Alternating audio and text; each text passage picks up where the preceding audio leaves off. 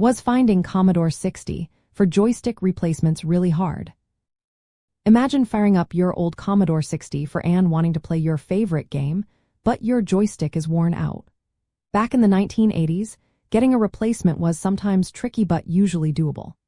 The C64 used a standard 9-pin D-sub connector, which was common across many home computers and gaming consoles. That meant you could often find joysticks designed for other systems like the Atari, and they would connect to the C64. So, in terms of physical compatibility, it wasn't impossible to find something that fit. However, the quality of these third-party joysticks varied quite a bit. Many gamers preferred joysticks made specifically for the Commodore 60 because they offered better feel and responsiveness. Popular models like the Competition Pro and the Zipstick were widely used. These used micro-switches for precise control, which made gameplay more accurate.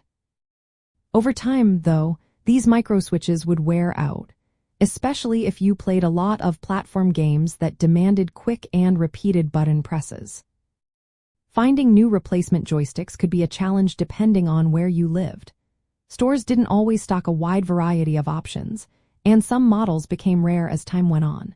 Many players resorted to repairing their existing joysticks by replacing worn microswitches. They would buy these switches from electronics suppliers, often those who sold parts used in arcade machines. This repair method kept their favorite controllers working well for years. Later in the 1980s and into the 1990s, sturdier joysticks like the PowerPlay Cruiser came onto the scene.